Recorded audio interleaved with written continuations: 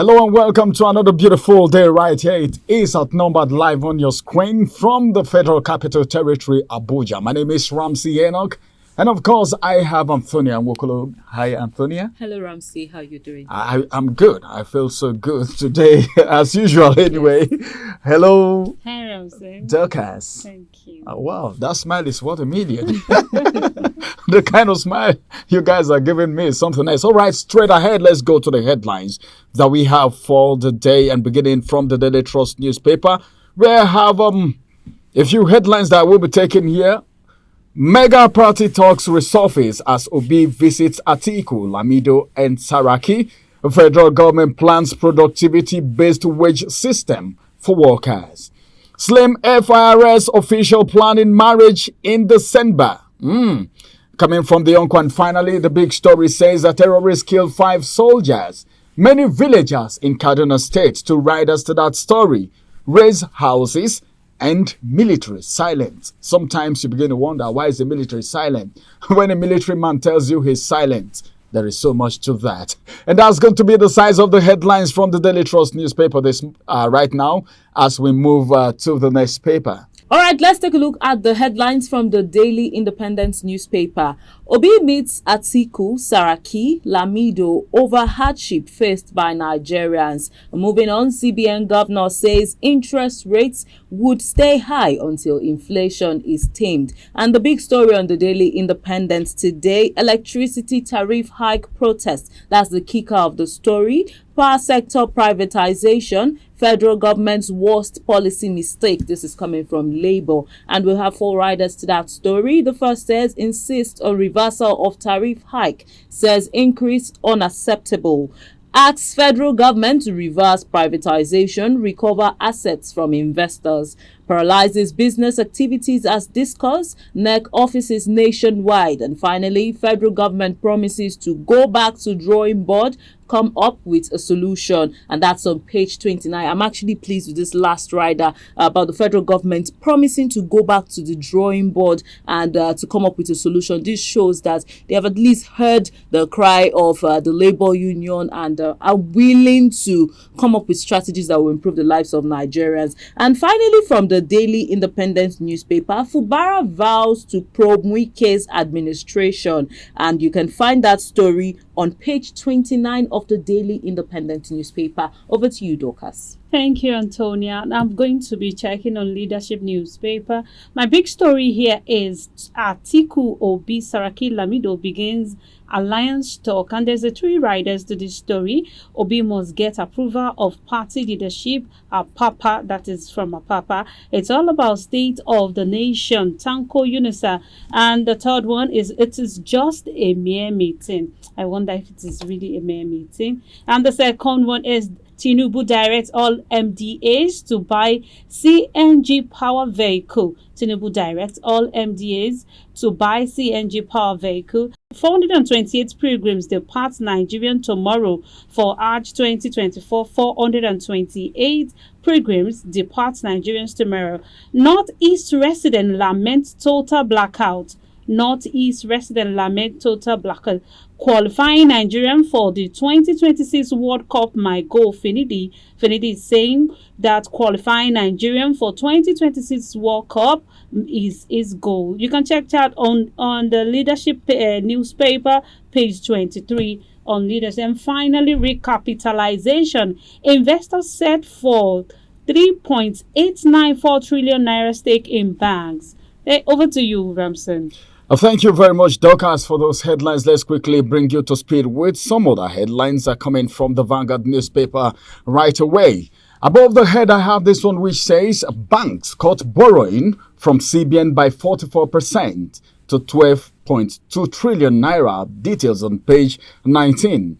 Fubara probe governance in last 8 years. Fubara to probe governance in last 8 years, trying to probe weakest government in the past 8 years. Let's see how that's going to go. Page 12 is where you get that detail. A 10 billion naira airport contract fraud. That's the kicker. EFCC arraigns Sirika, brother and company today. Details on page 8. Tinubu directs mandatory procurement of CNG-powered vehicles by MDAs. Details are still on page 8 of the Vanguard newspaper, and that takes us to the big story. The kicker says a tariff hike, labor protests, disconnects neck, TCN, discuss offices. Some riders to that story which says privatization of power sector, colossal failure, demands complete reversal. That's the second rider. Then the third rider says, we've heard your concern. NEC chairman is the one saying that. And finally, the last rider says we will go back to drawing board. Federal government tells Labour, and this one says a CBN will retain high interest rates to tame inflation, coming from Cardoso, and that's on page 20 of the Vanguard newspaper. And finally, from the Vanguard newspaper this morning, Guba poll stars the kicker.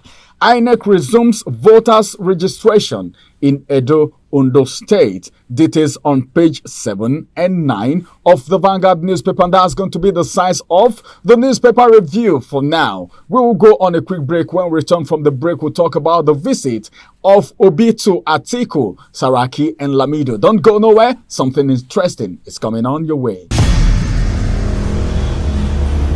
Follow us on our social media handles at Oweleketv.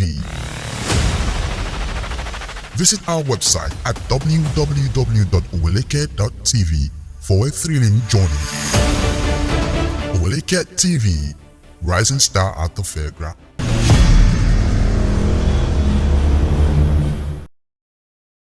Welcome back from that break. Is still outnumbered live on your screen on this beautiful day with Ramsey, Antonia, and of course, Dorcas right here.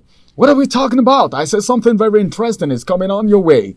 The visit of Obi to Atiku, Lamido, and Saraki. A lot of persons have expected that because there is this expectation from Nigerians that APC actually need a collaboration from other parties so they can form alliance against the ruling party, which is APC. And as it is right now, visitation has been done and the result of that visitation is fantastic. But as it is, I foresee a fight for supremacy at the end of the day. 2027 is just right here. Antonia, what do you think? Were you expecting Obi? Because the last time I checked, we talked about it here and we're like, Obi, Atiku. And we were even talking about Kwankwaso, but Kwankwaso is not in the picture right now.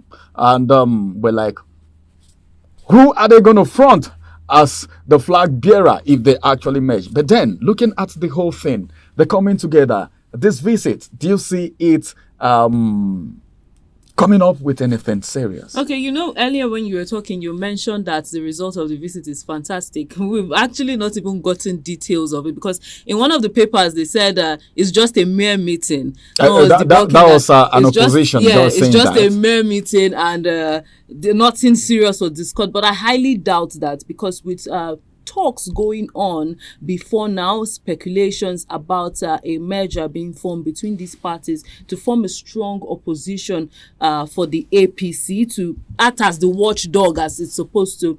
One would not think that this meeting is just a mere meeting. If they'll be coming up with alliance, would they be coming up with strategies that would put the people's interest in the forefront and not their personal interest? If that is what they're going to be doing, then it's actually commendable. But if they are coming on board to put front their interest, then I don't think Nigeria will be moving to the level it ought to be on. All right, Dorcas, what do you think about all of that? Because the visit, like she said, a lot of things have been said. But what do you think about this visit? Is it coming at the right time? Like I said earlier, that it is high time we put all our differences aside and come together to put Nigeria in the right place where it should be. Because in the past 10 years of the politicians that have ruled in this country, we have all seen and we have put a lot of sentiment into election and choosing our leadership. This time around, we need to put all those differences, whatever that makes us different, whatever that makes us bring ourselves into diversion or division. We need to put them aside this time around and come together. So coming together of Saraki, Obi, and Atiku and the likes to have a closed-door discussion. I hope that it is for the better of the next election, for whoever they choose or they decide, and is going to take the the desire of the people. Bring us to where we really want to be. I think it will be the best for us. All right, that's fantastic. Like Tonya said, as you said, well, I said the meeting was fantastic, but I never knew that we don't know. But then I think from one of the papers, speaking with one of the papers, reason for the visit, according to the chief spokesperson of Obi's presidential campaign organization, Eunice Atanko, explained that the politicians met behind closed doors to discuss how to rescue the souls of Nigerians from the clutch of the ruling All Progressive Congress. I think that's the main reason why they actually met. It's one of the papers. All right, this is going to be the size of the big story on Outnumbered today. It's been a very wonderful time. Let's see what's going to come out of that meeting. This is just a tip of an iceberg. Well, let's see. I'm expecting something great. Okay. See you again, same time, same station tomorrow. My name is Ramsey Enough. Bye-bye for now.